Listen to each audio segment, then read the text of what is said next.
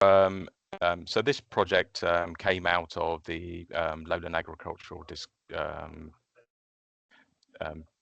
Water Discovery Pilot grant that we managed to obtain £450,000 for, and it was very much looking at all of the peat areas within North Somerset, and then trying to put together a package of background information that we would hope would then be able to enable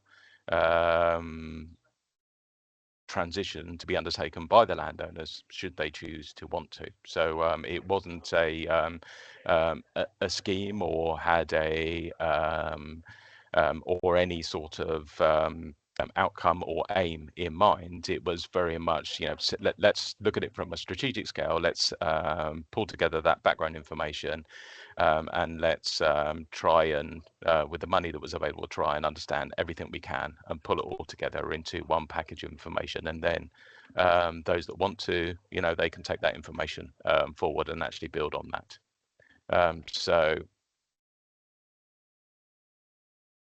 So there were 6 work streams, and today I'm generally only going to be talking about 2 of them because I don't think I've got time to actually go through everything. And some of it, it may be better that others actually speak on it, particularly when it actually comes to the agroeconomics. I'm an engineer, not a farmer, so it may be that we could persuade Will to actually speak on that element of the work. So today I'm going to be talking about the hydrogeological study, which seems quite pertinent at the moment with the weather and the spring that we've had, and also talk about the hydraulic modelling. So one of the first things that we did was actually undertake a peat survey. So JBA were out there with their augers, and it did involve us writing to 170 different landowners to actually gain permission to actually go out and undertake the surveys. Some landowners did actually refuse. So we've had to interpolate some of the data between some of those locations. But generally, what it showed was that there was quite a large loss of peat since the previous study and since the 1950s, and we also interrogated a lot of the old historic ordnance survey maps as well, because some of them, they do actually have level datas on some of the droves. And we've actually verified that with current topographic surveys and current LiDAR information, and also then compared it with satellite data, looking at land use, elevation change, and we reckon that since the 1950s, around about 0.5 meter depth of peat have been lost. And that kind of equates to as well to anecdotal information that we've actually had with particularly from my highways colleagues, where structures have needed to be replaced, where they've either become too low actually within the watercourse, and we also have some other structures which are have in the past become too high within the watercourse, where they've sat on a bit of a band of clay and not actually on the peat, and so there's been some adjustment over time. So through the hydrogeology, what we wanted to do was develop a conceptual water budget and look at the hydrology on the catchment scale. So and to actually test that water budget, then what we did was we looked at 3 potential techniques for restoration. So one was raising ditch water levels. We were looking at surface water storage systems and irrigation systems.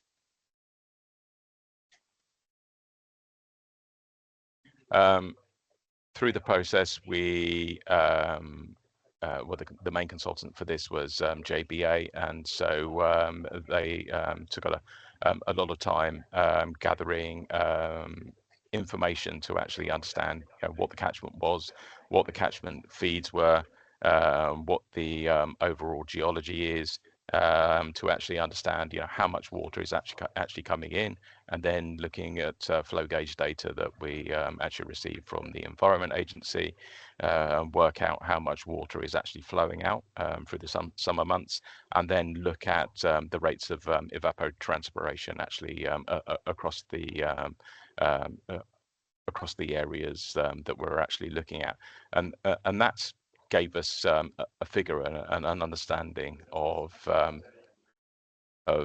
how much water there was available. What we also did was we were quite fortunate to get some dip wells that Natural England have in place up in the Gordano Valley, and this shows one of the records of that data. And what it's doing is it's comparing two dip wells, and one of those dip wells is actually close to a reen, and one of the dip wells is actually in the centre of the field, and it became quite apparent that there was no significant difference between the two in terms of the how the groundwater actually reacted actually within the peat. So the assumption that the consultant made was that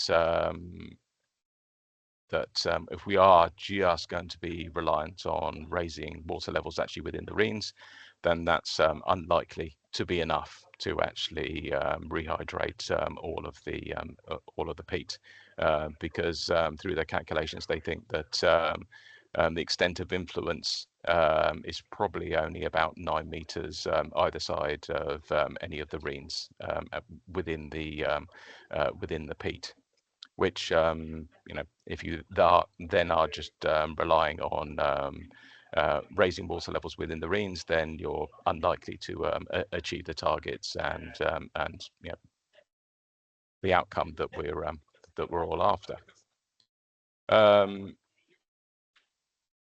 So we also then looked at summer versus winter fluvial supply, to see that okay, so if there isn't enough water to within the reens, and we need to actually irrigate the fields itself, then where is that water actually going to come from? So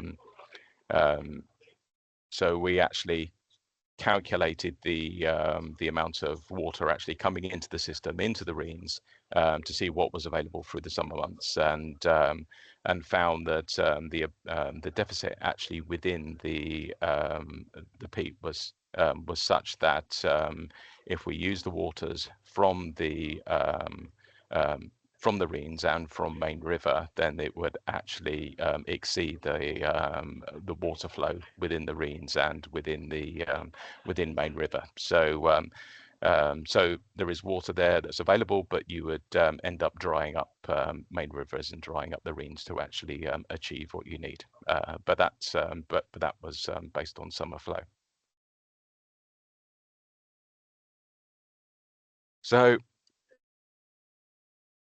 because of that lack of water availability actually through the summer months, then what we actually looked at was okay, so if we are going to need some water, then there are potentially two ways of doing it. And one is actually creating a series of reservoirs to actually store that water through the winter months. We looked at that on a catchment scale, and there were two different ways of we could see of actually doing that. One was actually storing it within the headwaters. And the plan on the left is showing that potential of where you can actually store that water and then slowly release it. We did concede that there are huge complications about trying to implement this type of scheme, and how that would be managed and who would manage it, etc. But it was very much looking at it from a whole scope more and need and theoretical scale. And then the one on the right is looking at storing the water actually closer to where it's actually needed, so closer to the peat. And you can see the size of potential reservoir storage area that it would need, and we assume that these would need to be 1 meter deep. So it's a significant amount of water that you would need to keep to be able to then irrigate the peat throughout the summer months.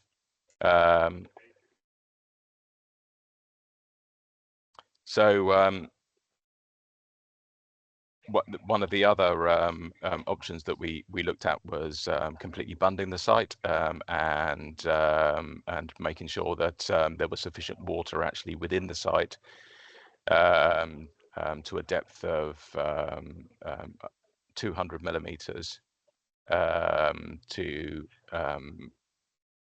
actually ensure that there is a level of water to actually counteract that evapotranspiration actually through the summer months, and to counteract some of that summer flows. But of course that then if you do start to store additional water actually within the moors, then one thing you have to consider is flood risks. So we went on and actually undertook some hydraulic modelling. So at the moment we've only completed. Well, we've not even completed. We've undertaken the modelling on Gordano. We had some initial outputs which actually met the deadline, but the consultant is still running some additional scenarios, and I have a meeting with them to actually finalise the report, because not only are we interested in the extreme events, but we're also interested in how it impacts in some of those lower return periods. The 1 in 1 year event, the 1 in 5 year event. What is the impact of that? Because I think that's always one of the perceptions, is that if you are storing water on the surface or storing more water, is that going to increase flood risk? How much is that going to increase flood risk by? And is that going to be an issue? So we started off with the baseline, and we looked at both the summer and winter flood risk. So this is mapping. This is mapping to the east of Gordano Valley, and this is mapping to the west. And you can see the lighter purple is the summer flood risk extents, and the darker purple is the winter flood risk extents for the 1 in 100 flood year event. Then we looked at the depth change between both the summer and winter to actually understand, what the difference in flood depth is.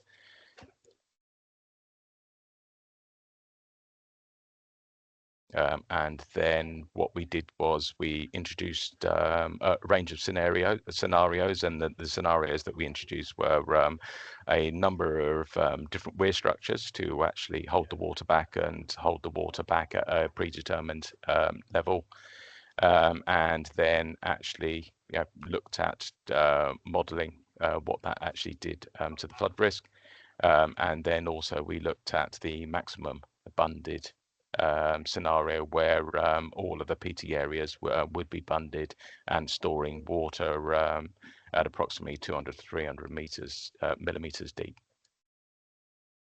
And this one shows for one scenario for the 1 in 100, it shows the increase in flood depth, which varies. And then we looked at another scenario, and then again, we looked at what the maximum extent of flooding would be, and found that it does flood risk is increased. However, the actual extent of additional flooding isn't huge. As can be shown actually in the purple area. None of the three weir scenarios caused additional outer bank flooding in the working farmland areas around Moor Farm, Mead Farm, Mayo Farm, Sperrings Farms, Clapton Farm, and Sunnyfield. And they also do not inundate any highways or properties. There is an impact. Flood risk is increased, but it comes back to I think what Ross was saying. So is that going to be an issue if somewhere that already floods for a 1 in 100 year event has got an extra 200 millimeters of water actually within that field for a short period of time?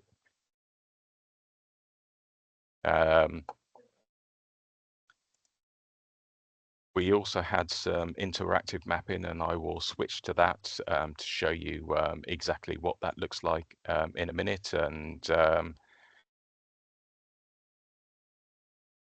I think the final points that and the sort of the initial conclusions that we've come to, and have still not fully looked at all of the data in a huge amount of detail, is raising water levels in the rings is not enough by itself. So there's not enough water for the whole moor restoration without capturing and storing winter water, either on the surface or in reservoirs. In Gordena, the flood risk is increased in depth by about 200 millimeters where it already floods, but only small increases to the extent of flooding. No highways or properties have been impacted by the additional flood risk either. And we've just found out that that we've been successful with the second phase of the grant. So we've now got another £225,000 to actually complete the hydraulic modelling, which was far more complicated and far more time consuming than we originally anticipated when we actually started the project.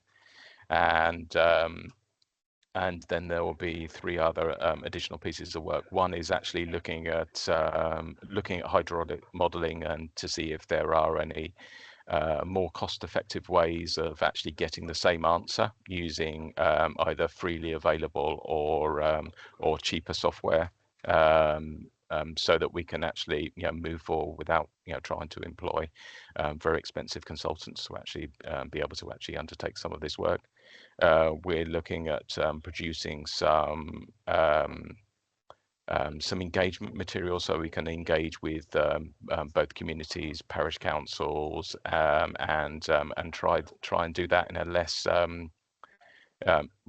try and do it in a definitely from my point of view a less local authority way, and try and do it with a more interesting and more engaging way, and so that we can actually have that suite of information that we could all use. I'm trying to make some of it generic and some of it locally specific, so that it will be there and available with infographics and and potentially some animations and some videos.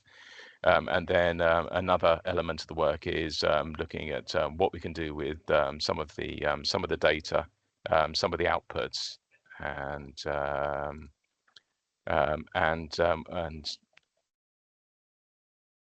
draw on some and build on some of the interactive mapping that we've got to see that how we can actually use some of the existing information we've got, some of that LiDAR information we've got, some of that level information that we've got, and actually be able to represent water level management in an easier to understand way in either some form of app or some form of piece of software, again, which we're hoping to be either open source or would be freely available to then be able to be used elsewhere. So that's our ultimate aim, and we've got a fair chunk of money and starting the process of trying to engage with some consultants on that. So thank you very much. Great, thank you, Simon. Ross, you have a question? Superb. Sorry, I missed a tiny bit of your presentation there, just when it was getting really good, I think, Simon. But yeah, there's some really, really good stuff in there. I guess there's a request, and that is, if you're getting into the space of how do you basically it sounds like have a new water level management plan that's actually fit for the 21st, for this century, rather than something that's 20 years old. Yep. We're I say the IDBs, with our support, are looking at doing the same for the water level management plan linked to gravity. So there might be some overlap, and it'd be worth facilitating a conversation to go, hey, if we're going to do new things, let's work together and share consultant resource, that sort of thing, to drive the best and share all the good ideas, really. Yeah. Okay. Yeah. Thanks, Ross. I mean, that sounds really good. I mean, we are trying to very focus on the technology and the platform, you know, to try and get something that's easy to use, open source, and you know, something that you know, someone could actually take along to a landowner and you know, and actually show them how that works, and show them that if, you know, something is penned at this level, then, you know, this is the area that is impacted, etc. So you know, so that's what we're aiming for. So whether we're going to achieve it or not, I don't know. So but yeah, that would be really good to actually involve other partners, etc. Jen. I've been very excited to hear the results of your work, Simon. So it's brilliant to see all of that information. Obviously, it's very pertinent for the work we're doing too. So first question. We've been quite careful about sharing information about peat loss to landowners and farmers for obvious reasons, because it's directly linked to potential payments that they may or may not be able to get whenever DEFRA decides to give money.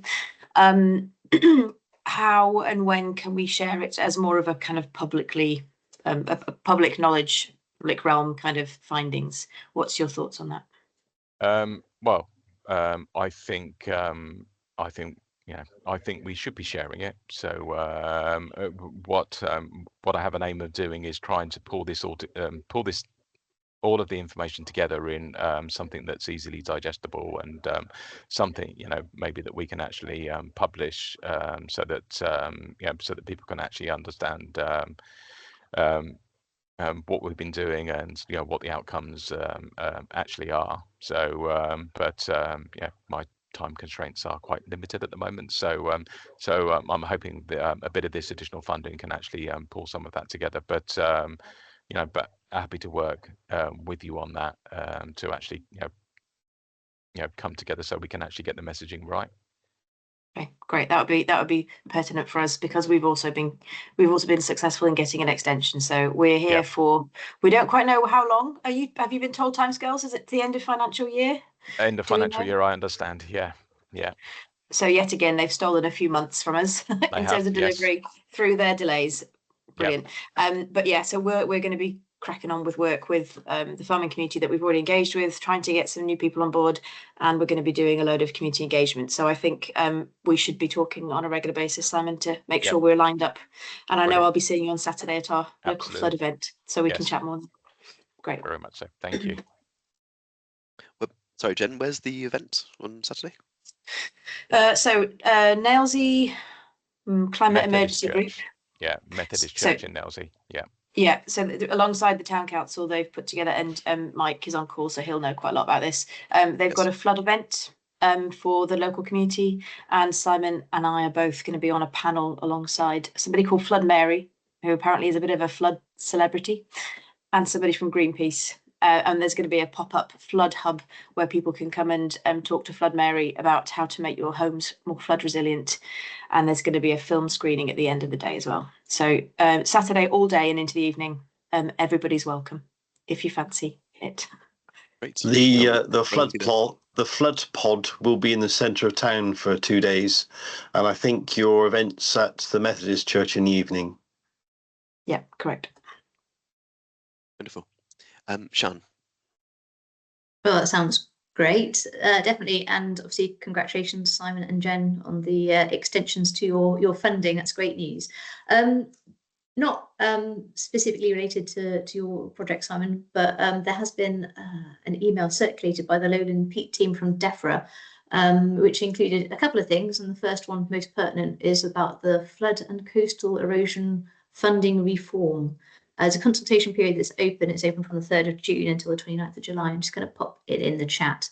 And whilst I'm kind of sort of padding for time for the Natural England Peat team to arrive as well, there was also a bit in there about basis agricultural sort of training and qualification, I suppose, basis and facts. For those of you who do know, there's actually now some lowland peat management sort of advisory units, a couple of free modules. Again, so it's one thing to share. I'll send the email out afterwards, but I'll put a link in the chat as well. For those. Unfortunately, as far as you have to be basis registered to actually access the online funding, or the online training for the peatland management. But I'm trying to see if I can get access for those of us that aren't basis registered as well. Which would be an interesting one. So I'll drop that in a sec. Did anyone else have any other questions for Simon? I'll come in with a quick one, Simon. Did the landowners who didn't allow access to study their land, did they give specific reasons for that, or they just? Was it to do with funding, or was it to do with? It was. There was. Yeah, Jen will probably know the landowner. There was one particular landowner who just did not want to engage, and they seemed to have a distinct dislike for DEFRA. So the discussions that we had with them was as soon as they realised that the funding was coming from DEFRA, it was the funding should be used elsewhere. What a waste of money type of. That's the feedback we had, which was disappointing. There was another landowner who was well known across the region, and I know the IDB will know of him as well, who just refuses everyone access and makes everyone's life quite difficult. But we just managed to work around them. I don't know if you want to say anything on that, Jen. Well, I wanted to share my kind of year's win, which is that landowner was the last person I managed to sit down around his farm table with his wife, and spent 3 hours with him, and he came on board kind of at the 11th and a half hour. So although he had been very unhelpful at the beginning, over time and winning around everybody pretty much around him, we managed to get an invite. And it was on my birthday, actually, and he even bought me a birthday cake. So that is from, that is a massive win from my perspective. So he's on board quietly, gently, but he's willing to do whatever we need him to do. Good. So he says. There's a lot to be said for being around your biggest attractor, isn't it? It brings a lot of people with them usually as well. Yeah. Right. Did anyone have any further questions or anything they wish to raise? Sian. Hello.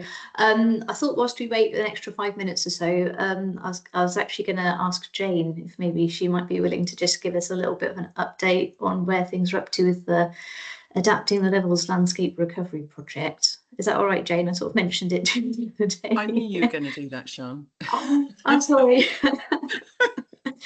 The blame naturally for being a little bit late, that's all. Sorry. Yes, sorry. I was going to go under AOB. I haven't had an opportunity to put an awful lot together for this, unfortunately. But just let's see if I can share my map.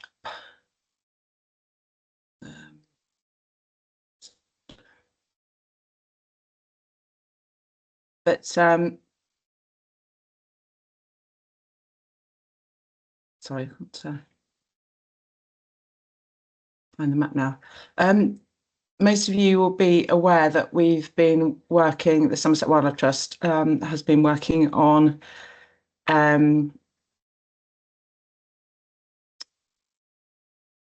right, there we are. Can you see that? Or not yet? Yes, yeah, that's up now. Right, good. Somerset Wildlife Trust has been working for the last 2 years on the development phase of the Adapting the Levels Landscape Recovery Project in the Bree Valley. The main aims of which are to restore peatland habitats in this area. The map shows the landowners, the purple areas, which are the landowners that are signed up, which constitutes some 15 landowners at the moment. We have got our eyes on more who are interested in the project, but that's for a bit further down the line. But it also shows the connection between land that's currently managed for conservation within that project area. So we've been working with these landowners, say for the last couple of years to develop plans for re-wetting peat and creating a mosaic of better managed wetland habitats, if you like, the main aims of the project. So we've just finished the development phase and we have submitted a whole series of plans to DEFRA at the end of April.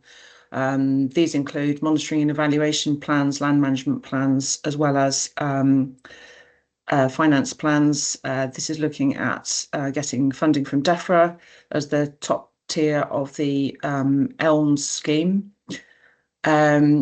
but also looking at potential private finance and things like BNG and nutrient neutrality funding as well going forward. So it's quite complicated, several sort of layers to it, if you like.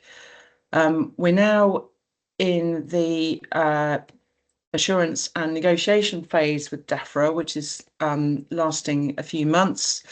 And we've just had the first round of questions back from DEFRA yesterday, seeking clarifications to all the plans we've put forward.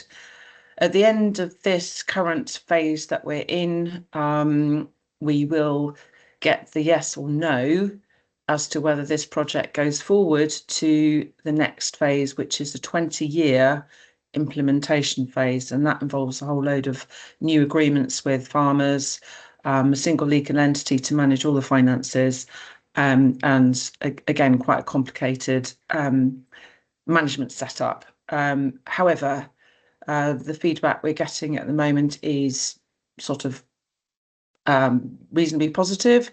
We've got lots of questions to answer, of course, coming from DEFRA, but we're hopeful that in the autumn we will have a yes or no as to whether this goes ahead, and we've got plans in place to start the process of getting some of this peatland restored by raising water tables in the first sort of few years of the implementation phase. We have, of course, been working very closely with partners on this, Natural England, the Drainage Board, the Environment Agency and others. So we will endeavour to keep everyone informed as to what happens next. It's exciting. If DEFRA give us go ahead, it is a pilot project, one of 22 nationally, and a lot of projects are in the same phases, different issues with different projects, but DEFRA are feeling their way on these pilot projects very much, so the timescales keep varying inevitably. So but yeah, happy to take questions, but that's the quick update as to roughly where we are at the moment with this. Great, thank you, Jane. I can't see any hands, so let's move on to the England Peat Map project, and I believe we have Tom and colleagues here to present for us. Hi, thanks very much. Yeah, we have myself, whose role it is to bring in data for use in the models. We have my colleague Chris, who manages the field survey, and we're hopeful that one of the modelling team, Ollie, are you here, Ollie? Do you want to? Yeah, I'm here. Yeah. Yeah. I think that's it from our team, but that's 3 of us, so that's probably more than enough. Yeah, I mean, thanks for inviting us. I'm not sure what the best use of this time is. From our point of view, it's 2 things really. One is to get feedback from those of you who have had chance to look at the map. So specific feedback is great if you've got sites which you think have been mapped wrongly, but also sites that you think have been mapped correctly. You don't have to necessarily mention them now, but I can leave an email address for you to send that information through to. And then the other important thing that we'd like to get out of it is whether there is anyone in the meeting who has any tips or contacts for acquiring access to land for further surveying, because we've got another round of field survey coming up, and then linked to that is acquiring data from surveys that have already been completed as well. So that's what we'd like to get out of it. Is there anything that you guys would want to hear specifically from us? Sean. Hello, yes. So, I mean, Tom, it'd be really great to have just a little bit of background to the project. Obviously, there's funding available to update the peat maps that were done previously a few decades ago. What field work, I guess, has been done so far, and then also how that field work, which has been a mixture of vegetation surveys and peat depth surveys, from what I understand, there might be a few other bits and pieces in there as well. And how that's been integrated with this kind of AI layer, and what the AI layer kind of shows, and all the rest of it. And then how that's ground truthed, whether the field data has been used to ground truth that, versus other bits and pieces of information that have been sent in. So I know I've sent in some data from some peat surveys that have been done on like a 100-metre or a 50-metre grid as well, and whether that's been kind of included. So I know there's other data that has been collated in Somerset and North Somerset, whether or not there'd be at liberty to share. I'm kind of looking at Mr. Dunn over the border in North Somerset, but whether that would be freely available to share with the peat mapping team or not. But yeah, so if that helps, that would be great if anyone could sort of fill us in on a bit of the history of the project and methodology, I suppose. I'll briefly sort of go over where we're coming from and why, kind of thing, and then probably the best order to do it in then is to hand over to Chris, and he'll probably fill in lots of things that I've forgotten and talk about field survey, and then Ollie can talk about how the data is used in modelling to produce the final output.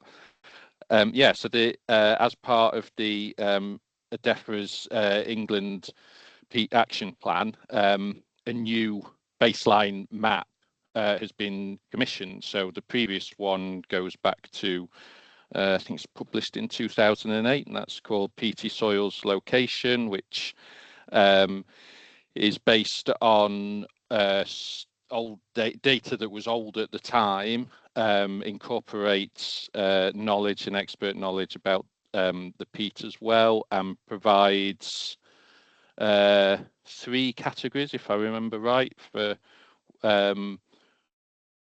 deep peat, shallow peat, and areas of peaty pockets. So the new map, our map, is more detailed than that, as you've seen, on a 10-metre by 10-metre basis, covering the whole country. We've given a prediction of whether peaty soil is likely to be or will be found, and what the depth of it will be, along with the vegetation model and surface features, erosion and drainage features in uplands areas. So that's an incredibly brief sort of overview. The use of it, the reasoning behind it is in particular greenhouse gas emission calculations, and net calculations towards net zero, obviously, and lots of other things that are potential. At the moment, we'd advise that on a site-by-site basis for decision making. The maps are less strong than they are when you zoom out and look at whole landscapes, and you will have picked up on that yourselves, because you will have zoomed into places that you know very well, and you will have seen discrepancies from your own knowledge. There was something else I was going to say that's really important, but I forgot what it was, so I'll hand over to Chris. He'll probably say it anyway, whatever it was. I'll try and fill the gaps if I can remember them too. Okay, as Tom has outlined, it's a new baseline evidence project that we've created. We've been looking at the extent, depth and condition of the peaty soils in England. By peaty, we mean 20% or more organic matter content. And that's quite an important definition to bear in mind, because peat is actually 50% or more organic content and also has a specific depth requirement. We have actually expanded that out to PT, and that is because PT soils, so ones that go all the way from 20% organic content upwards, are important for climate change and for the carbon store. So and that's why they were kind of included.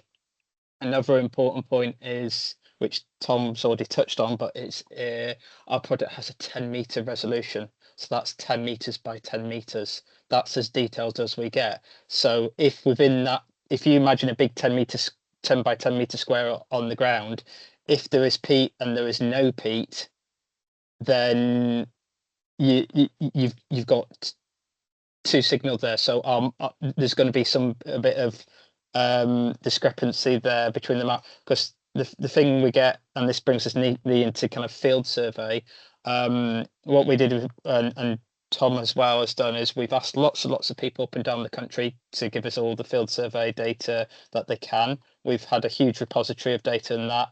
We've also had our own field survey commissioned to go out to key sites to kind of address some of the evidence gaps. So we had two surveys running. One was a soil survey and one was a vegetation survey.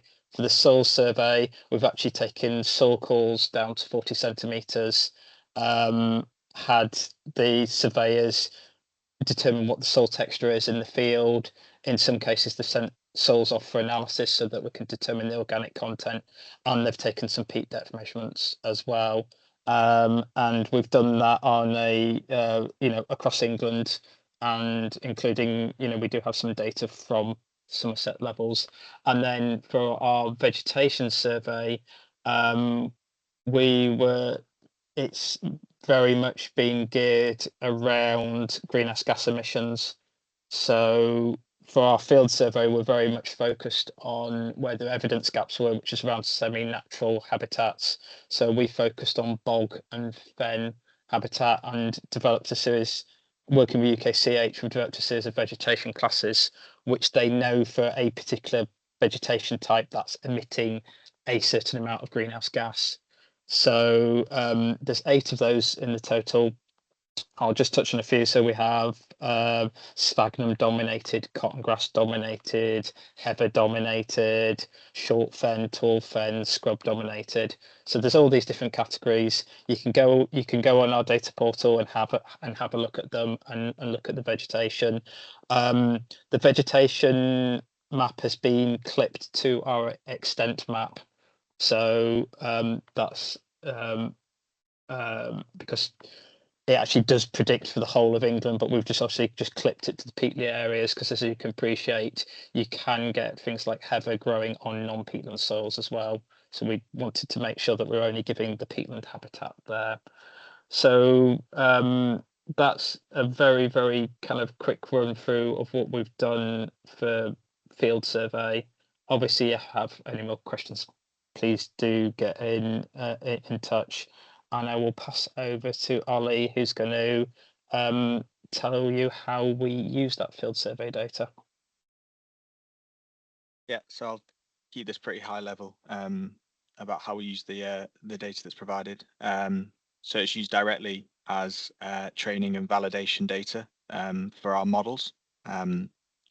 So we initially get the data in, which will be obviously for the vegetation data, a veg class and a location, or for the extent, a presence or absence, and for the depth, a value for the depth of peaty soil in that area.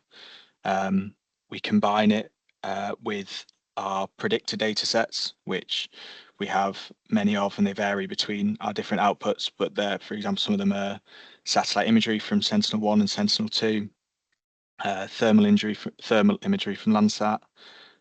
We have some geological predictors, which are from the British Geological Society, Dudley Stamp, and there's quite a few others, but we'll combine the observation data with those predictor data sets, which will be then fed directly into our machine learning models.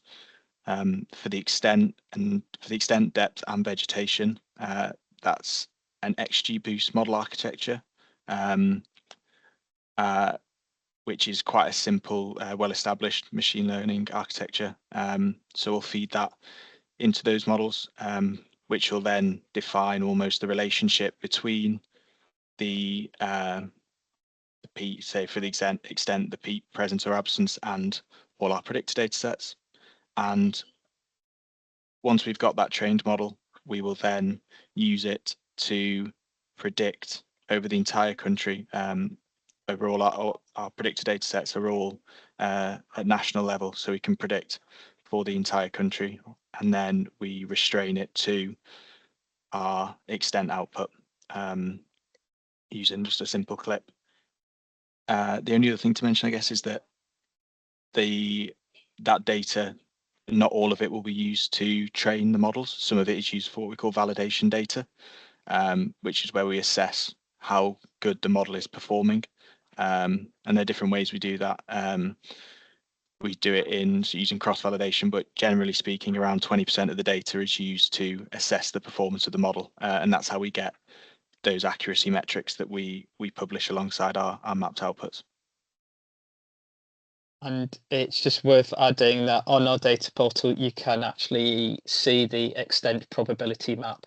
So it's actually a map of just saying how probable we think there is peat in the area. And if you do think the map's not right in your area, I do encourage you to have a look at that probability area, because it may, we used a 40% cutoff. It may be that the area that you're talking about might only be 35%. It might have just missed because of that cutoff. So it may be that there's a fair bit of data saying there is peaty soil here, but just not enough to make it across the threshold to make it included in the actual map. So it may be that the model is working fairly well, but not well enough to say there's peat in this specific spot. So that I do recommend people look at that probability map, because it just helps give you that bit better understanding. It's not a straight black and white no peat. It's more nuanced. There's a probability, the chance of there being peat here.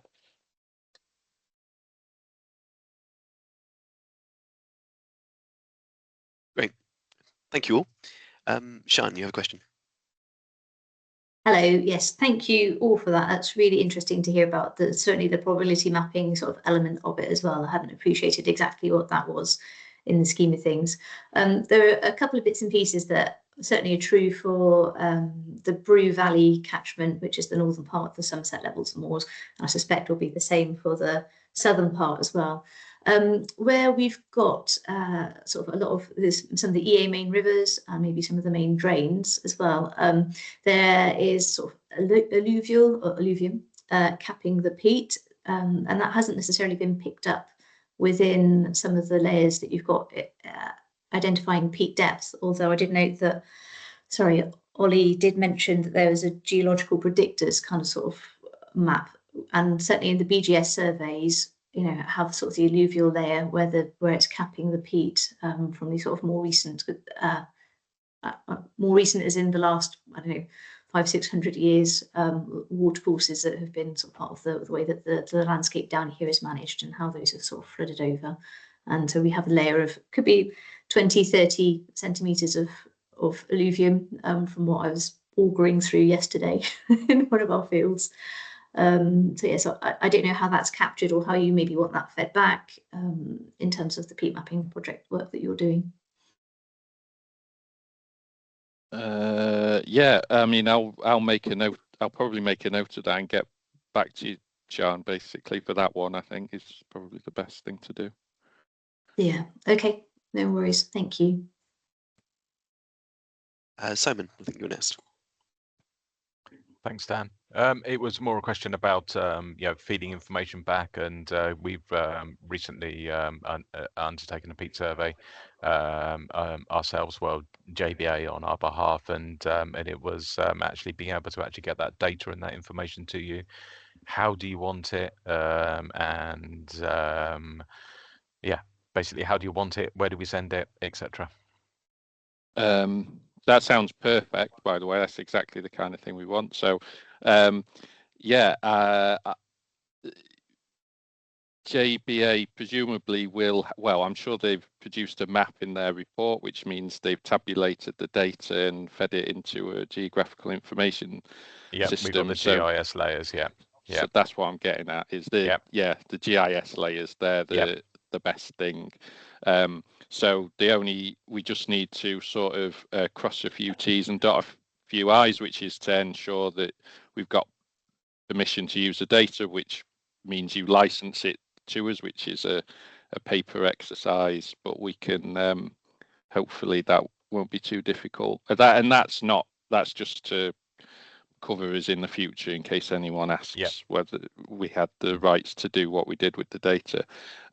So I would say, Simon, best thing is probably for me to contact you after this meeting, and then we'll set something up. Yeah, absolutely. Yeah, that's absolutely fine. And just to give you a little bit of context, we had to write to 170 different landowners to actually be able to actually get in and get that information. So that's probably not something you want to repeat. So no, it was painful. Yeah, brilliant. Thanks. We've been through a similar. We've written to a higher number than that, I'm afraid, and tried and gone through our access permissions.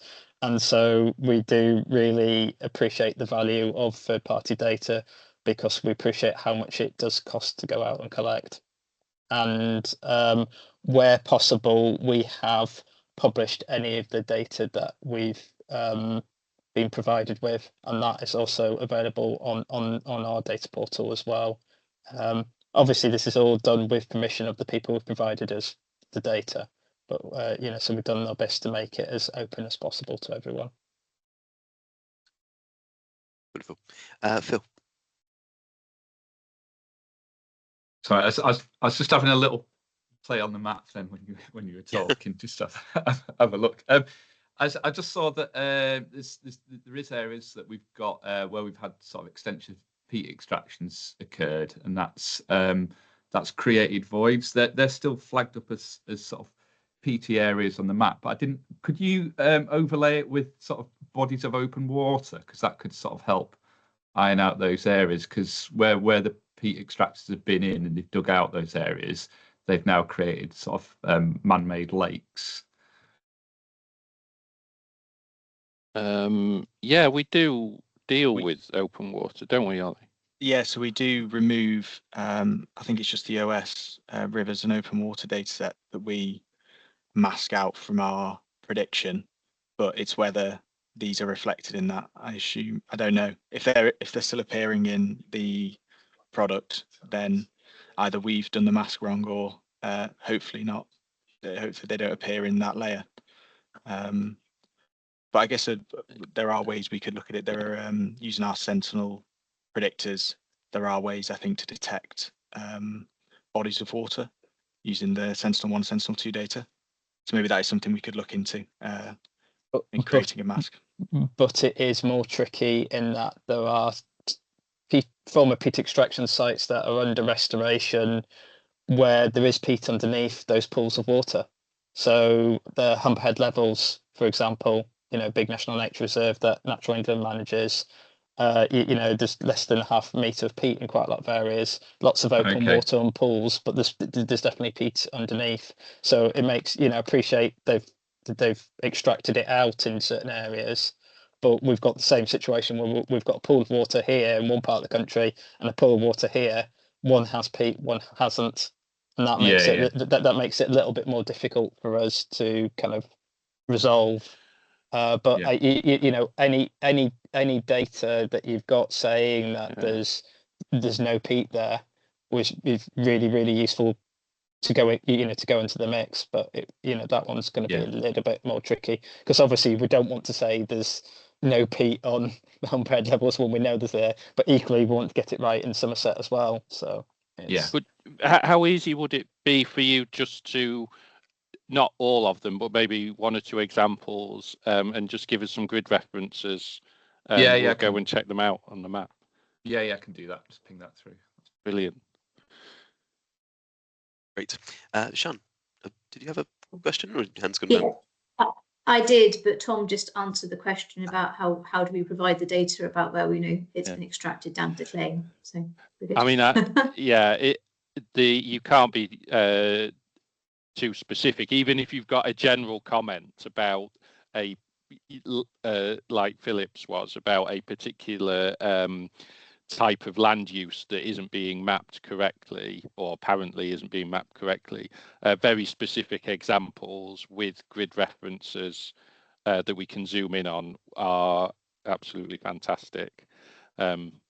So that, which is kind of why I mean, if you had all had a lot of feedback and you had the time to do it, boring as it sounds, a spreadsheet with a brief description of the phenomenon and then the grid reference is absolutely perfect. But I appreciate that takes some coordination. So if people want to send stuff through by email, absolutely fine. The other tricky thing just to add is that we don't have a layer showing where peat has been extracted all the way, or there's been some other land use. So I know of a site in Lancashire where there's a landfill site's being created on the peatland. So, but the problem is we don't have a map saying there's been that specific change in land use, and that's what's caused the peat to vanish from that site. You know, we can't just use a landfill site map because there's lots of landfill sites off a non-peatland areas. So it just makes it, you know, where there has been that kind of change in land management, it's a bit more tricky to pick up for us to pick up and then identify. So, you know, any data saying that, you know, there's been a change. I mean, on the positive side, a lot of the time the map is predicting that there was peat there, so it's predicting the historic peat, and that's because we just haven't had the data to go into the models to say, oh no, that's now a landfill site, or that's now a quarry, or things like that. And we are looking at using and finding data sets where we can.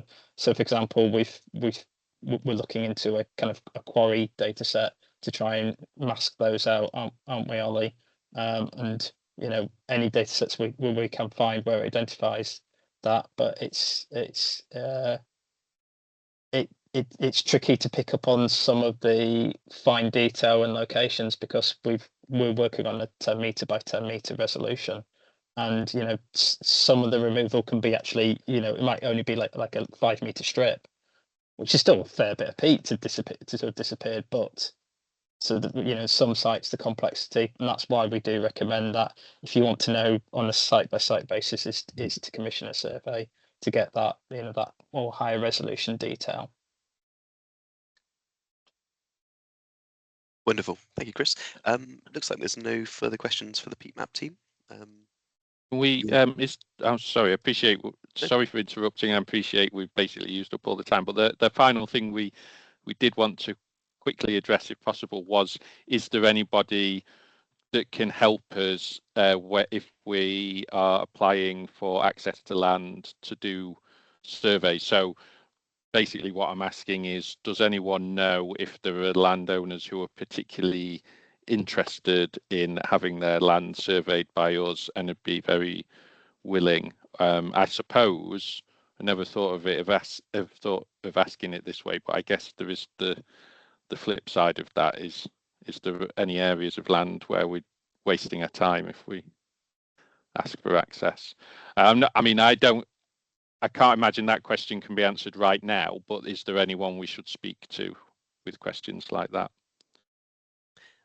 Well, very much echoed a previous conversation, actually. So there'll definitely be some input. Jane. Yeah, I was just going to say that obviously in parts of the Bree Valley we've been working and actually doing peat monitoring on some land owned by the landowners who signed up to the landscape recovery project. So there's certainly some connections we can make there. I don't know if that's what you're looking for, but yeah, I'm sure there is. Harry, come on in. Yeah, just a quick one. Looking at the map, there's some sort of fairly stark discrepancies on a particular site, West Edgemoor, which the RSPB owns a lot of, but is also part of landscape recovery. So if there's any interest in doing a bit more of a deep dive into what's happening there in terms of why the model's not picking stuff up, yeah, that'd be a good place to go. And there'd be lots of field availability for doing stuff there. Brilliant. That's really useful. Yeah, brilliant. Thanks. And we're we're looking at areas where data collection hasn't occurred, or because obviously we're looking at for where the gaps. If there's already data there, then we'll be asking, can we have the data, rather than send somebody there. We're looking to address those gaps. Yeah, we'd have data from landscape recovery for presence, which I can talk to colleagues about that, but not for depth.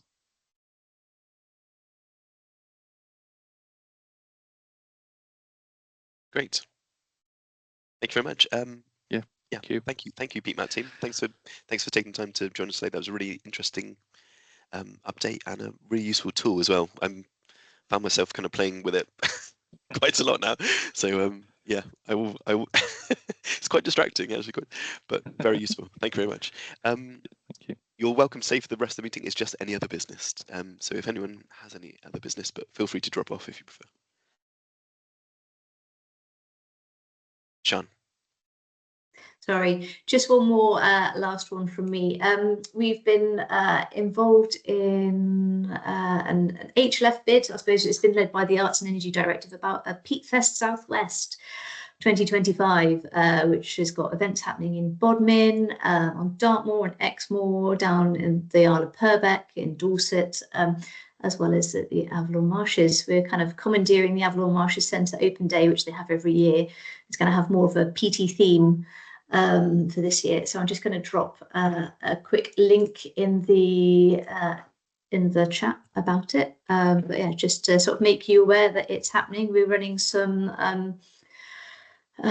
workshops for younger people a couple of days before our main day on the 9th of August, looking to try and get sort of young people in on the know about peatlands, get them inspired in terms of, what great habitats they could be and what's threatening them at the minute. So it's all going to be winding up, I think, in October, November time around the next COP. So yeah, there you go. Have a look. Great stuff. Thanks, Sean, and thanks for all the useful links in the chats. Ross.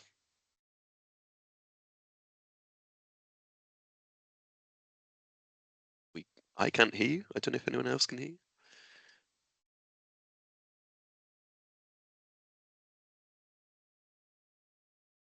The joys of microphones. Yeah, is that any better? Yes, we can hear you now. Well, wonderful. I did. It wasn't actually attached, but anyway. So my question was for Georgia or Steve, and that was: is there any update on your engagement with, I think, Liberal Democrat MPs and the abstraction of peat sort of agenda? I think Sarah Dyke was fully engaged, wasn't she? I just wondered if there's anything you can share.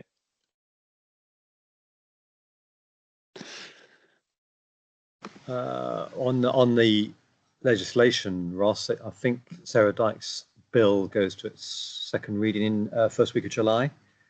But no more news. I don't know if there's any DEFRA people left on the call.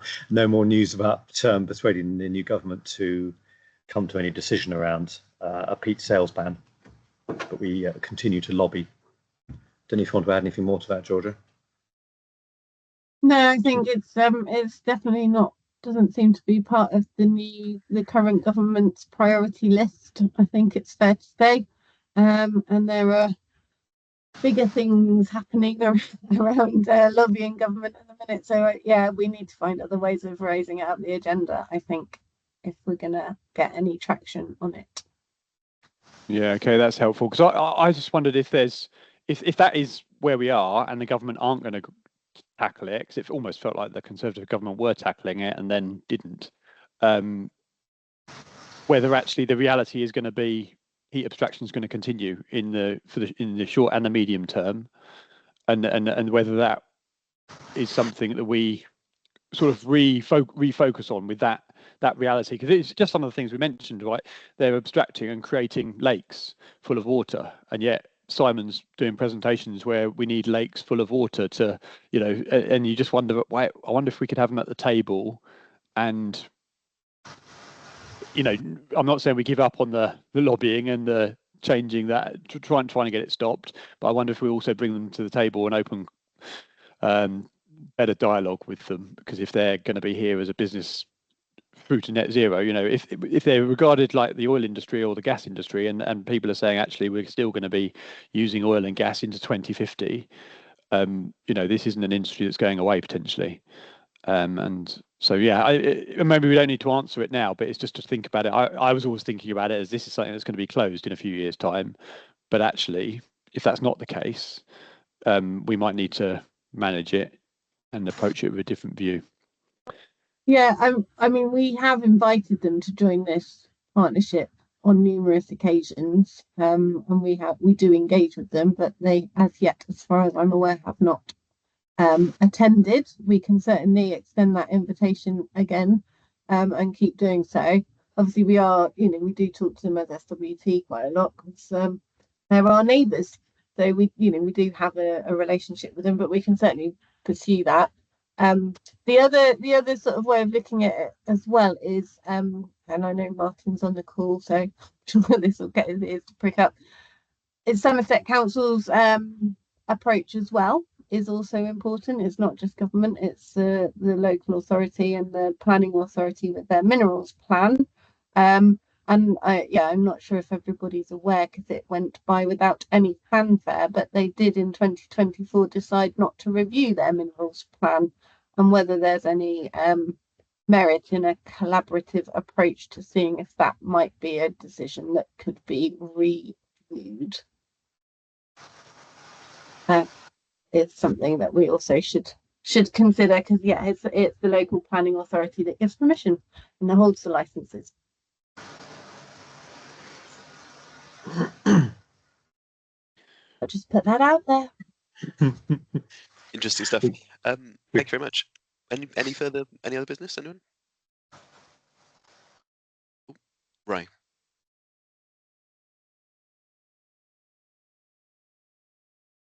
Oh. Hi there. Can you hear me all right? Yes, yeah, we can hear you now. Cool. Just say that we have a new member of the team here at Wessex Water, Sarim Peregrine, started about a month ago. They've been brought on to deliver the Wessex Water Peatland management investigation. That's an AMP8 WINEP investigation. And the aims of that project are to review any Wessex Water-owned sites on peatland and then undertake an options and appraisal feasibility study for implementation of peatland ecosystem restoration on these sites. The implementation would happen in the next AMP9. And it also is to review the extent of peatland within Wessex Water supply catchments, assess the potential impact that Wessex Water's functions have on these peatlands, and review options for mitigating, controlling any impacts. Again, the implementation of that would be in AMP9. And they are wanting to engage with the Peatland Partnership in the future. They send their apologies. They couldn't make it this time. They had pre-booked holiday. But yeah, certainly a lot of overlap in the interests of this group, I think. Great, thank you, Ray. Would you like to share their contact details? Yep, can do. And yeah, and Steve, as suggested, a presentation for the next meeting could be very interesting if they're keen. Yeah, I can let them know. Beautiful. Great. I can see no other hands up, so I will close off the meeting. Thank you all for attending. Have a lovely rest of the day. Thank you, Sean, for putting everything together and herding us all into this. Wonderful. Have a lovely day. Well, thank you very much. Thanks all. everyone. Bye. Thank you. Bye. Bye. Thank you.